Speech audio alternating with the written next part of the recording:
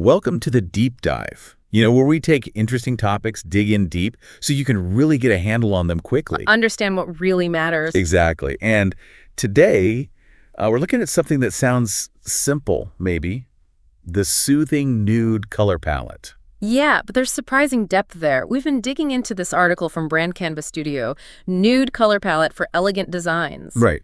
And our goal, well, it's more than just listing colors. It's about understanding why they work, why they show up in so many places. Yeah, because you hear nude and maybe just think beige. But this seems way more thought out. Oh, definitely. It's a whole system. Okay, so let's dive in. When this article talks about a soothing nude color palette, what are we really talking about? Like the basics? Well, at its core, it's a mix of warm, neutral tones, chosen carefully. The article really stresses how they work together. Not just isolated colors. No, exactly. And it's incredibly versatile. You see it in home design, branding, websites. It's kind of foundational. And there's a specific feeling it's going for, right? The article mentions like relaxation, warmth. Yeah, relaxation, warmth, and this sort of timeless elegance. A gentle, refined feel. That's the target. Okay. And to make it really concrete, they actually break down 9 specific colors. They even give the hex codes, which, shows real precision. 9. Okay, yeah, definitely more than just beige. Let's start with the first one mentioned, soft cream. That's hashtag FAF3E3. What's the deal with that one? Soft cream is positioned as like the light, airy base. Think of it for backgrounds. It gives everything else space to breathe, sets a peaceful mood right off the bat. Gentle. Okay. Then there's warm beige, hashtag E6D7C3. How does that differ? Adds a bit more warmth, I guess. Yeah, a bit more warmth, a bit more substance, approachability. It acts like a bridge, sort of, so you don't get harsh jumps between light and maybe slightly darker tones. Keeps it smooth. Oh, okay. A transitional shade. Keeps it tranquil, but yeah, a bit more grounded than the soft cream. Got it. Now, muted taupe, hashtag C5B5A4. That sounds, I don't know, more complex, sophisticated. It is quite sophisticated. It's described as a grayish brown, and it balances warm and cool tones, which is interesting. That balance makes it super versatile. It can play nicely with lots of different accents, adding depth, but without, killing the softness. Right. Doesn't overwhelm things. Okay, what about blush pink? Hashtag F4D1C5. That's definitely adding some color in there. A touch, yeah. The article points to its delicate warmth. A hint of femininity, but it's subtle. So it's not like a bright pink. No, not at all. It provides a gentle contrast, adds a bit of interest, but still totally fits that calm vibe. It's color, but quiet color. Okay, that makes sense. Then sandy brown. Hashtag D2B49C. That sounds earthy. Exactly. They connect it right to earthiness, warmth, like sand on a beach. It feels grounding, helps balance the lighter and maybe richer shades in the palette, gives it a natural feel. Ivory, hashtag FFFF0. That's a real classic, isn't it? Oh, yeah. Timeless elegance, purity. That's what the article highlights. Another great base color, good for backgrounds or layering with other nudes for that serene, sophisticated look. Yeah. Very refined. Okay.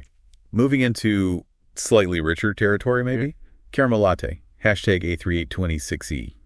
Sounds cozy. It really does. It brings in more warmth, a touch of understated luxury. Oh. The article suggests it's great for creating inviting spaces, especially if you pair it with some of the softer nudes. Adds richness, comfort. I can picture that. Now, Dusty Rose. Hashtag D9B8B3.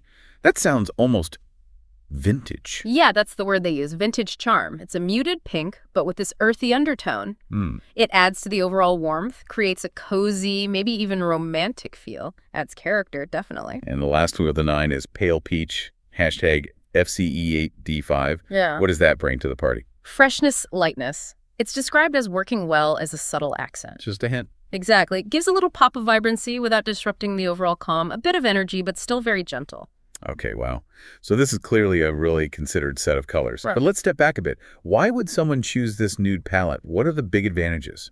Well, the article lays out a few key things. First, it's just incredibly versatile because it's so neutral. It works almost anywhere. And that subtlety means it doesn't shout over the main message or product. It supports, Yeah, lets the focus be elsewhere. That makes sense. And the emotional side, too. Warmth, relaxation. creates a comfortable feeling. Totally. And maybe the biggest practical advantage, it's timeless. Unlike really trendy colors that look dated after a year or two, these nude tones just last. They stay elegant. That's huge if you're investing in design. Yeah, avoiding that, oh, that's so 2024 look is a big deal. And you mentioned versatility before. It plays well with other colors too. Absolutely. You can keep it super minimal and serene just using these nudes. Or you can pair them with bolder accents or more contrast, more energy. It's a flexible foundation. Okay. You can build a lot of different moods on top of it. Okay, so let's talk practical application. The article mentions branding, interior design, fashion. How does it work in branding? What's the appeal there? For brands, it often signals sophistication, warmth, maybe approachability. Think high-end, but understated. Like luxury goods. Could be, yeah. Or brands that want to convey quality, heritage, without being loud about it. It feels established, trustworthy. Logos, websites, marketing materials. Okay. And interior design seems like a natural fit there. Oh, definitely. Especially for relaxing spaces, right? Bedrooms, living rooms. The article talks about using it for walls, furniture, accents to just create a really soothing, calm environment. Visual quiet, almost. Makes sense. In fashion. Well, it often translates to chic, minimalist looks. Think clothing, accessories, shoes. Versatile pieces. Exactly. Items that work with almost anything and don't go out of style quickly. That kind of quiet confidence again. So pulling it all together, what's the core takeaway here, the real power of this nude palette? I think it's that ability to create a calm, welcoming vibe that also feels timeless no matter the context, whether it's your living room or your logo. And the specific shades, like the soft cream, blush pink, dusty rose, caramel latte, they just show how adaptable it is within that core feeling. Right. And it's the harmony between them, as the article puts it, that effortless blend that conveys warmth, elegance, relaxation. It's not just one color, it's the whole collective effect. Exactly. Understated, but really quite impactful when you look closely. So for you listening, maybe you're still thinking, okay, they're nice, but they seem kind of similar. But try to really notice those subtle differences we talked about. Yeah, like the airiness of soft cream versus the earthiness of sandy brown. Right. Or that vintage feel of dusty rose compared to the freshness of pale peach.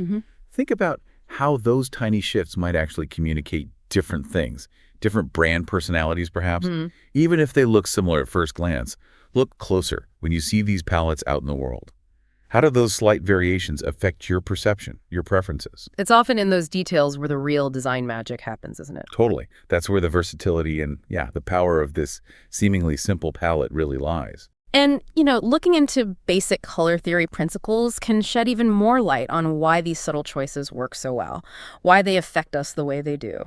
Absolutely. Well, thanks for exploring the surprisingly deep world of the Soothing Nude Color Palette with us. Always interesting stuff. Indeed. Until our next deep dive.